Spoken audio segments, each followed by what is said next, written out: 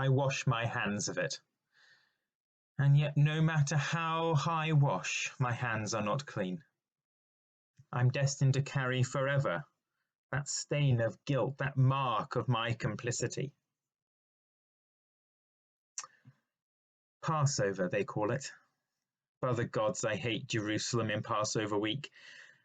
Provincial hordes swarming the streets, the threats of riot and insurrection, that stench of burning flesh. What is it about this religion that demands so many sacrifices, so much blood? We knew there was something afoot, the Sanhedrin scuttling around like rats in the middle of the night. Some upstart young preacher from Galilee of all places challenging their authority.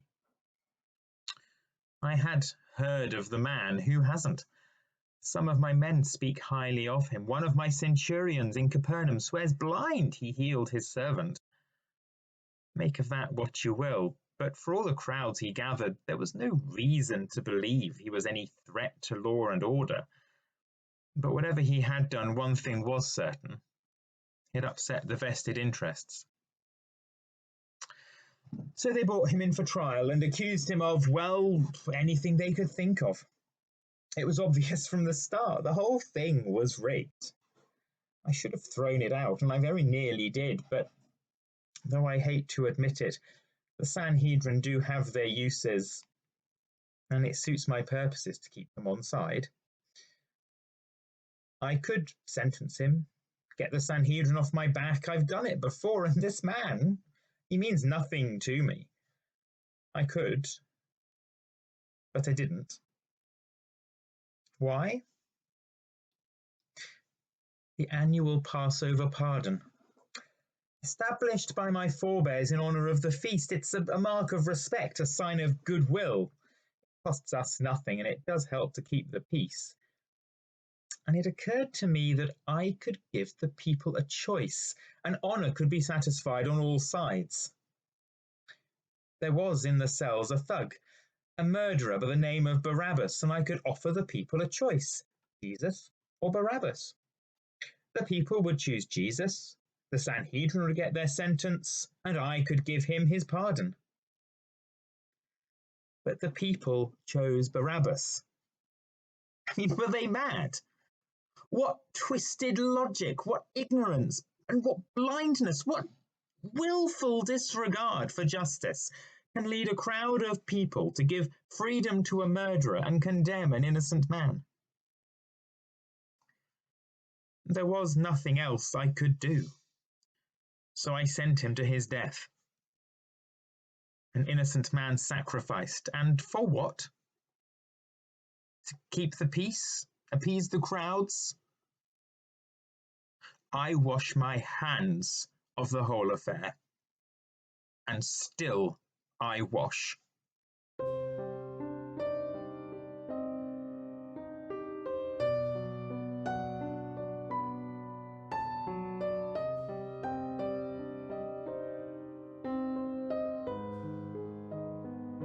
It's the way the world works. There are people above you and people below you. There are masters and slaves. There are Romans and there are foreigners. Barely human, uncivilized. You treat them like animals because that's all they understand. At least, that's what we were brought up to believe. Pax Romana, the Roman peace. We've brought it to the world. All you have to do is let us take over your country, pay your taxes to Rome, and we'll bring this benefits of civilization. But dare to resist, and we'll crush you anyway. And take your women and children for slaves. And how do we maintain that peace? By taking the vilest instruments of torture that mankind has ever conceived and refining them to the new heights of sadistic cruelty. If you're in the army, you know all about cruel and unjust punishment. Troops that fail in battle get decimated. 1 in 10 selected at random and slaughtered to encourage others. Treat someone like an animal and they behave like an animal. So we take out our frustration on the poor creatures who get in our way, and we reserve our cruelest punishments for the foreigners. not even soldiers are scouted. So we received the order, a Jew, a man named Jesus, some madman, calls himself King of the Jews, and he's teaching a lesson. It's been a tough week, thousands in the city for some kind of festival. All leave cancelled, long hours on duty, and there's no time for relaxation. Out in the streets, there are those in this city that would knife you in the back given half a chance. The lads in the barrack room have had a few drinks, and who can blame them? So this Jesus is brought in, stripped and tied to the pillar. Whip, thrash, flog, rap, tear, gouge. While the lashing proceeds, someone runs outside, gets some of the wild thorns and fashions a crown. Another goes to the stable to fetch a blanket. They force a crown on his head, throw the blanket over his back, and in mockery bow down. Hail, King of the Jews. Civilization! Does it really have to be like this? Sometimes I dream of a different kind of world, one where all born are equal. A world ruled by love, but not fear. I look at the brutes in the barrack room, laughing and mocking as they mock and spit on the mutilated body of the man at their feet, and I realise it's just a dream. No one can ever be so foolish as to believe a thing like that.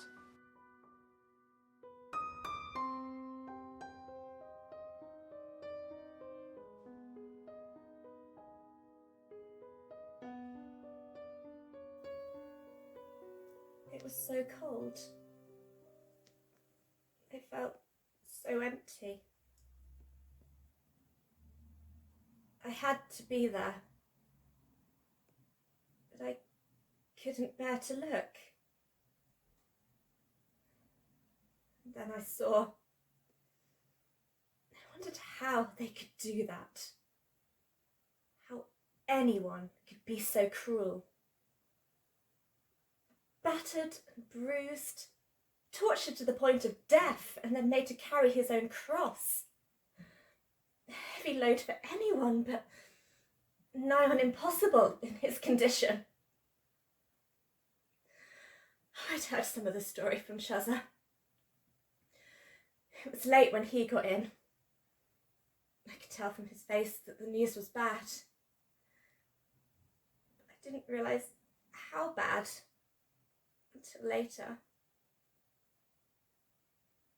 He'd been serving Herod's supper when there was a disturbance at the door. Jesus had been arrested and sent to Pilate for trial. Because Jesus was a Galilean, because Herod was in town for Passover, Pilate decided that Herod should try him. He didn't tell me much more than that. Apparently, Herod declined to try him and sent him back to Pilate. I couldn't sleep for the worry. I tossed and I turned, and when I could stand it no longer, I got up and went down to the street.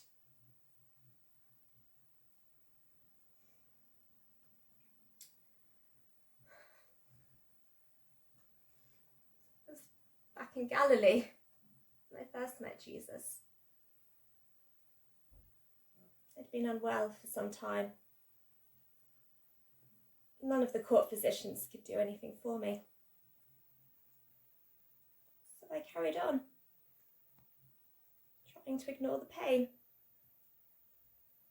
My body weak with the struggle. In the marketplace, a large crowd had gathered to listen to a visiting preacher. Not particularly unusual, but I needed a rest. It was a warm, sunny day, so I stopped for a while. My eyelids felt heavy. I could feel myself falling asleep. When suddenly, I sensed him alongside me, speaking directly to me.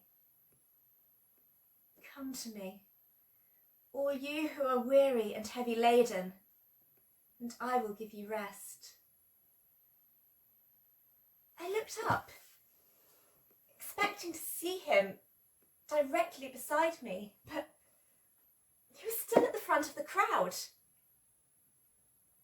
Weary and heavy laden. That was me. As though in some sort of dream, I made my way to the front of the crowd, and when I got there, it was like he'd been expecting me. He laid his hands upon me.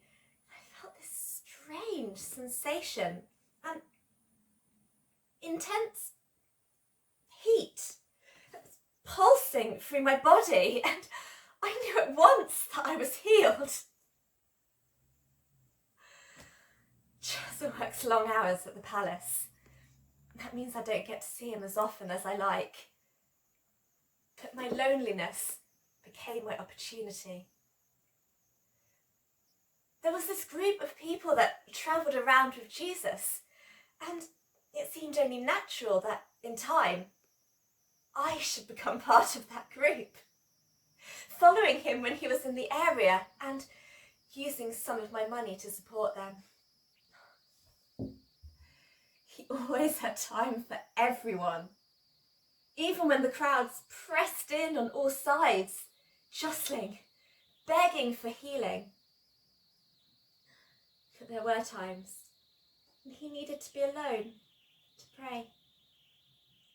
And he prayed with such urgency and intensity, as though he carried the weight of the world of problems on his shoulders.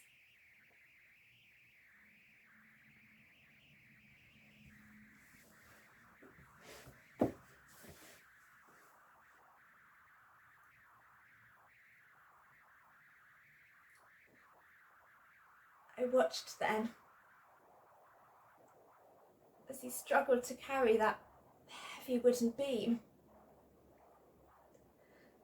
And I watched as he turned and looked towards me, as his eyes seemed to say, "I'm carrying this for you."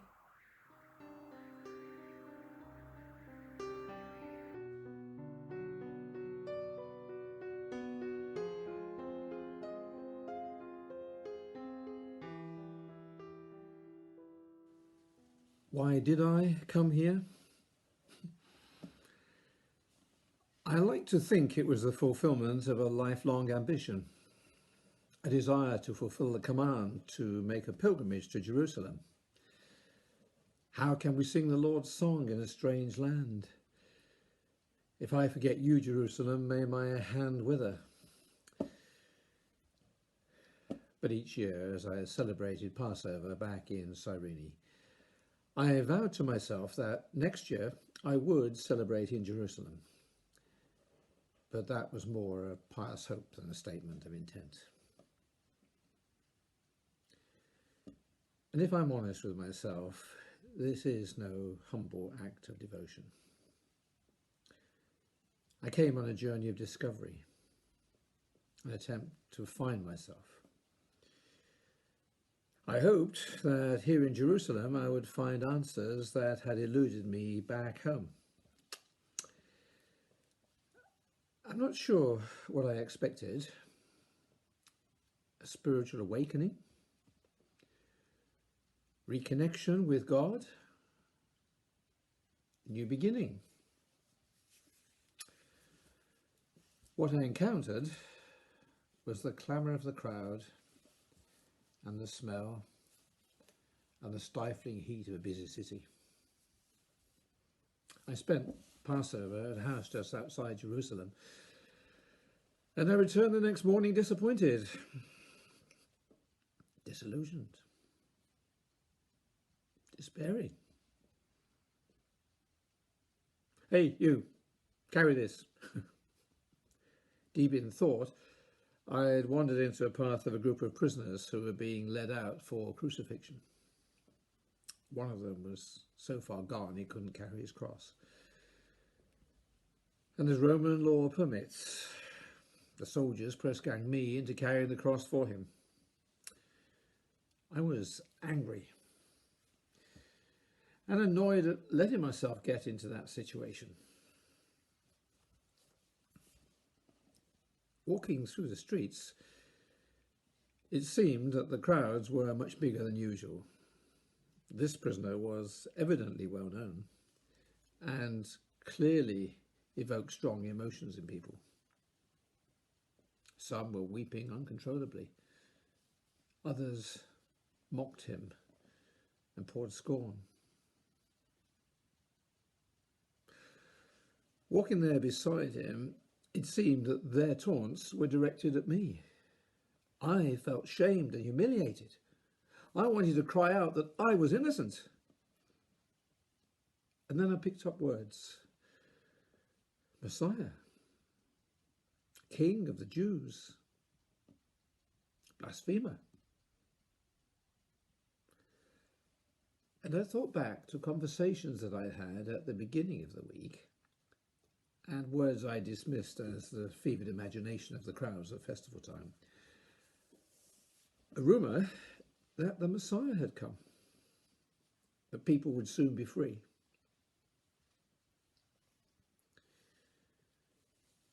I looked across at the figure of the God-forsaken man there next to me. Could anyone believe that this was the Messiah? There was nothing stately or majestic about him. It wasn't even particularly attractive. And yet there was a stillness, a dignified silence about him. And through his pain, I saw sorrow, grief, pity for those who persecuted him. We arrived at the place appointed for the crucifixion. With a sigh of relief, I dropped the cross down on the ground. I had no desire to stay. There was nothing to keep me there.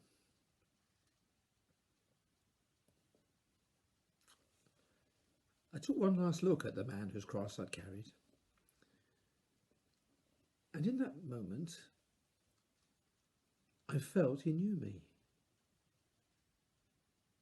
Knew the turmoil in my mind, and he understood.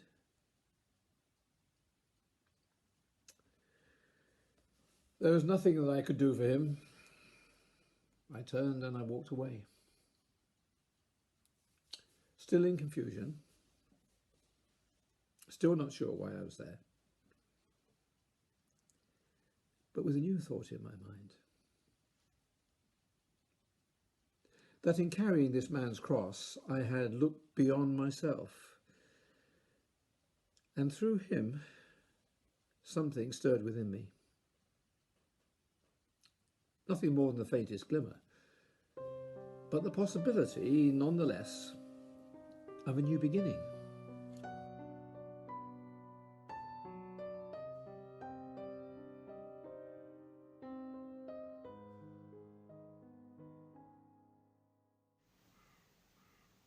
It was a gruesome procession, winding through the city. Jesus and his guards, observers from the Sanhedrin, and in their wake, we who had travelled with him, silently followed on one final journey. But behind us came a different group, pale-faced city dwellers, weeping and wailing for him as they followed along the road. My blood boiled at their hypocrisy. In my anger, I wanted to shout, "Where were you? Why did you not speak out when Pilate offered you the choice?" It was always like that with the city women. For where we sat, entranced by stories of shepherds and farmers, they regarded themselves as too sophisticated to listen to a man from the country, and his words fell on stony ground. For all Jews everywhere, Jerusalem is far more than a city. In our minds is an image of a symbolic Jerusalem, a statement of faith, beautiful Zion, the beating heart of our nation, the meeting place of heaven and earth. But the city of Jerusalem today is a pale imitation of that ideal. A city built to the glory of man, where the trappings of religion mean more than simple faith.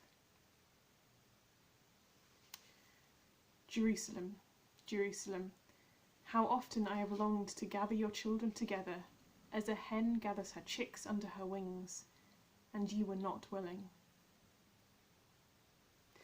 I'd made the journey many times before, as a child with my parents, and later with Jesus and his followers. A pilgrimage to celebrate the Passover in the city that should mean so much. But this time it seemed different. Jesus was tense. He talked about dying. There was a sense of grim foreboding as we approached. And in our hearts we knew that this would be a decisive visit. Word got around that the Messiah was coming, and hundreds of people lined the streets, shouting and waving palm branches. When we entered through the gate, we must have seemed a motley bunch to the sophisticated city dwellers, and the people stared at us because our skin is darker, burnt by the rays of the sun. There would be no repeat of that triumphal entry. The crowds dispersed, and for the rest of the week ignored us. With heavy footsteps, we processed from the city, the women continuing their wailing. And just as I thought I could stand it no longer, he turned. Do not weep for me, daughters of Jerusalem. Weep for yourselves and for your children. Fighting for breath, he continued. The time will come when you will say, blessed are the childless women, the wombs that never bore, the breasts that never nursed. And they will say to the mountains, fall on us, and to the hills, cover us. For if people do these things when the tree is green, what will happen when it is dry? And in my pain and grief, memories flashed before me of the times we'd spent together. Times when he'd comforted, times when he'd challenged, times when he'd rebuked. And I began to realise that everything he had said and everything he had done was preparing us for this moment when our faith and our trust would be tested to the limit.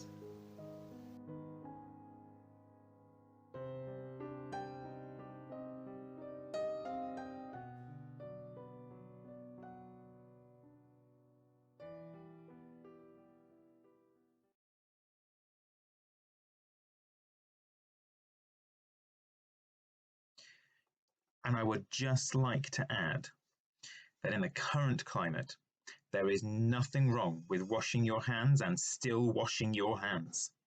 Wash, wash, wash, wash, wash. Super. Stay home, stay safe. Happy Easter!